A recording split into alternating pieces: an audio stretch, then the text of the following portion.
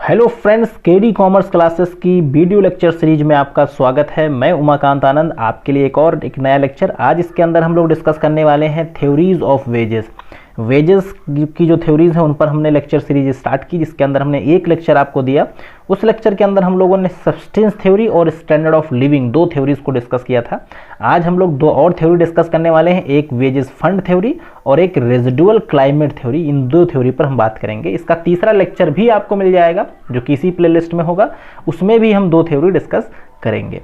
काफ़ी interesting lecture आपके लिए होने वाला है, तो लेक्चर को आप पूरा देखिएगा ताकि जो भी कंसेप्ट की बातें हैं वो आप तक पहुंच पाएँ।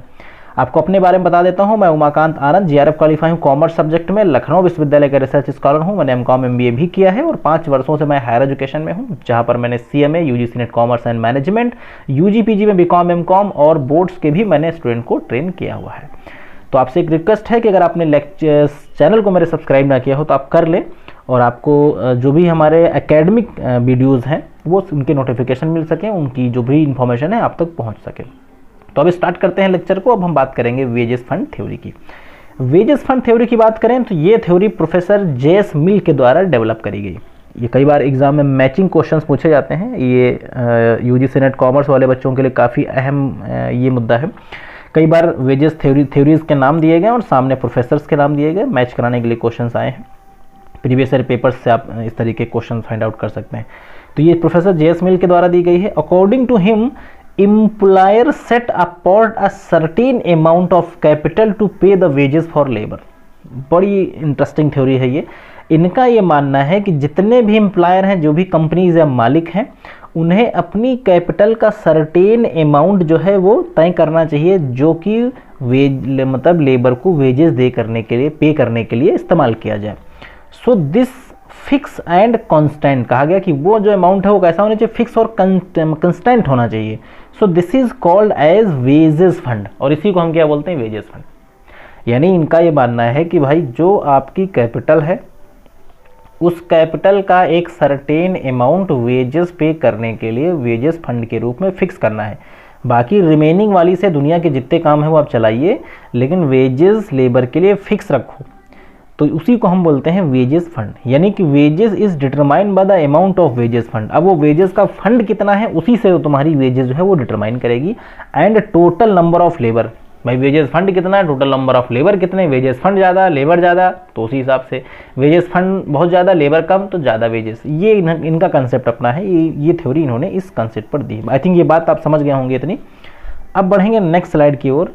यहाँ देखिए, according to JS Mill, wages depend upon the demand and supply of labour.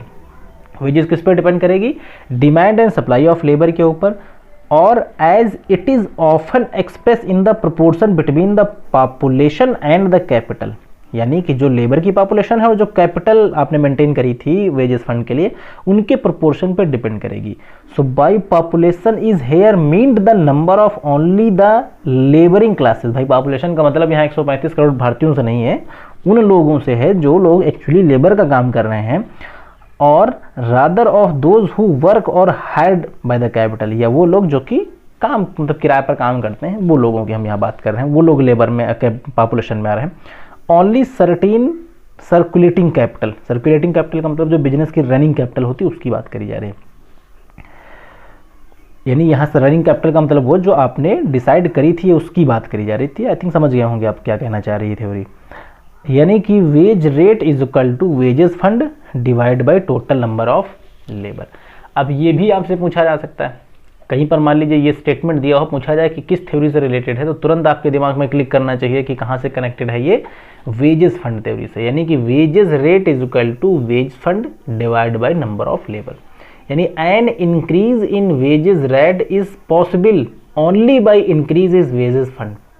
ये तभी पॉसिबल होगा जब वेजेस फंड को इंक्रीज किया जाए और a reduction in the number of labour, या तब पॉसिबल होगा जब नंबर ऑफ लेबर घट जाए।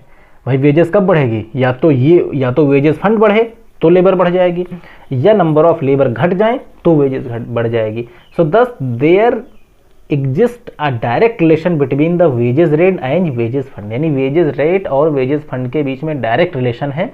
And inverse relation between the wages rate and number of labour. बड़ी इंटरेस्टिंग बात है यहाँ पे, इस पर फिर से गौर करिए आप।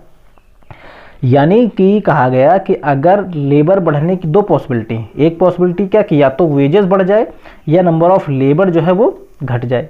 इसका मतलब इससे क्या चीज़ निकल के आ रही है कि दो पॉसिबिलिटी बनती हैं कि जो रिलेशनशिप आपका जो है वेज रेट और वेजेस फंड के बीच में कैसा है रिलेशन, आपका डायरेक्ट रिलेशन है, और यूनिवर्स रिलेशन है आपका किसके बीच में, wage rate and number of labour के बीच में। बात आई थिंक समझ पाए होंगे आप। So this theory also states that trade union are powerless in rising the general wages. ये थ्योरी ये बताती है कि ट्रेड यूनियन का काम जो है वो नंबर ऑफ वेज रेट को नहीं बढ़ा सकती, उस केस में ये पावरलेस होंगी। कौन कौन बढ़ा सकते हैं वेजेस रेट को, फिर मैं रिपीट कर देता हूँ। वेजेस रेट दो तरीके से बढ़ सकती है, या तो वेजेस फंड आपका बढ़ जाए या नंबर ऑफ लेबर आपका घट जाए, पहली चीज़। दूसरी चीज़, जो वेजेस रेट होता है आपका, यानी कि जो वेजेस रेट होता है आपका और जो वेजेस फंड होता है, इसके बीच में रिलेशन कैसा है, डायरेक्ट रिलेशन। डायरेक्ट का मतलब समझ रहे हैं आप कि भाई वेजेस रेट बढ़ेगा तो वेज फंड बढ़ेगा तो वेजेस रेट बढ़ेगा, वेज फंड घटेगा तो वेजेस रेट घटेगा। ठीक है, ये डायरेक्ट का मतलब हो गया। वेजेस रेट और number of labour, wages rate और नंबर ऑफ लेबर के बीच में उल्टा रिलेशन है। उल्टा मतलब इनवर्स रिलेशन है। कैसे, इसको भी समझ लिया जाए। यानी कि अगर नंबर ऑफ लेबर घटेगा वेज रेट बढ़ेगा, नंबर ऑफ लेबर बढ़ेगा वेज रेट घटेगा। बात आई थिंक आप तक पहुंच गई होगी, आप समझ पाए होंगे इस कॉन्सेप्ट को। अब इसके कुछ क्रिटिसिज्म तो होना ही होना है, आप कुछ भी कर लें, अब चांद तारे तोड़ लाए लेकिन उसमें भी लोग खराबी निकाल देंगे। तो क्रिटिसिज्म देखिए, wages fund theory it states that wages is found by dividing the wages rate fund by number of labour, it does not tell us about the sources of wages fund. कहा गया कि ये तो इन्होंने भाई बता दिया कि वेजेस फंड को हम नंबर ऑफ लेबर से डिवाइड कर दें, लेकिन वेज फंड के सोर्सेस क्या होंगे ये इस बात के बारे में कुछ बताया नहीं। अब ये देखिए क्रिटिसाइज का एरिया बन गया।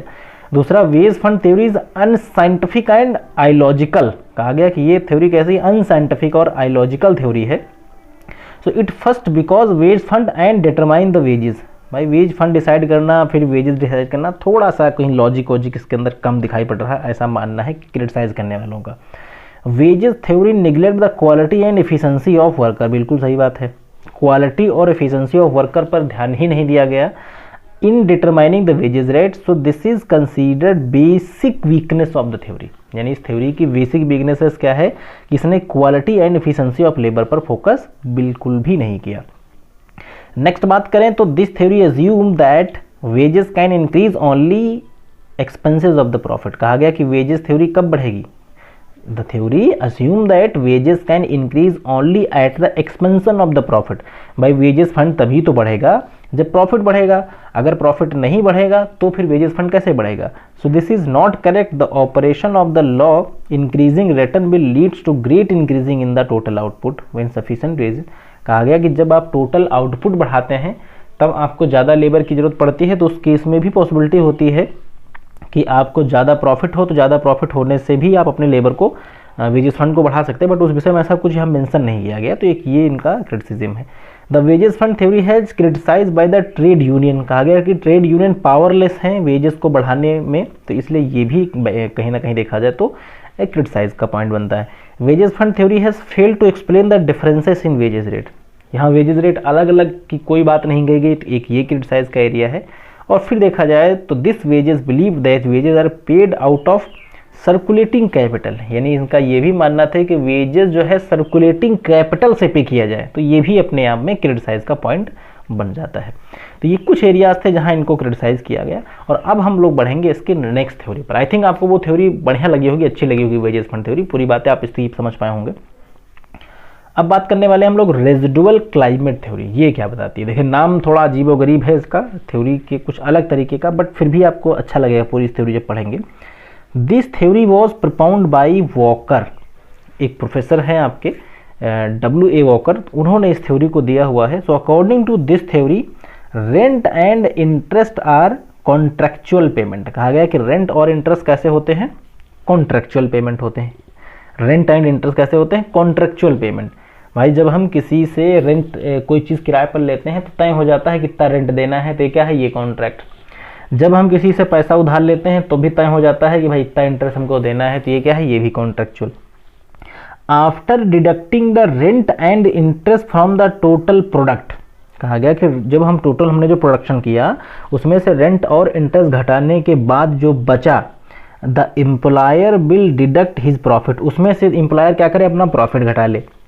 And what remain after deducting the rent interest and profit is the wages, कहा गया कि रेंट इंटरेस्ट और प्रॉफिट घटाने के बाद जो बचा वो क्या बचा, वो बचा वेजेस।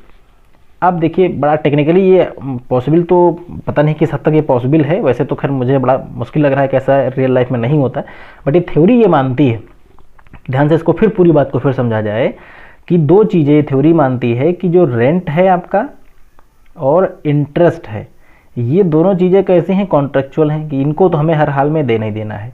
तो जो टोटल प्रोडक्शन हमारा हो, जो टोटल प्रोडक्शन मेरा हो, उसमें से हम रेंट और इंटरेस्ट को कर दें माइनस।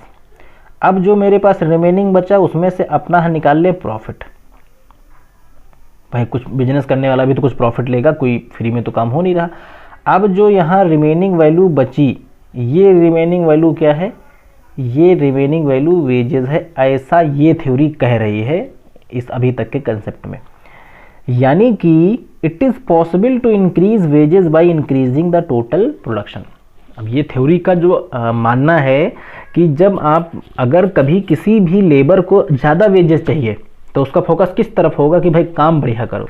जब काम ढंग से करोगे तो क्या होगा, प्रोडक्शन बढ़ेगा, यानी कि जब अच्छे से काम करेंगे तो प्रोडक्शन बढ़ेगा। दैट्स वाई कि इनकी वेजेस भी बढ़ जाएगी, इससे इफ़िशेंसी ऑफ वर्कर इंक्रीज होगी।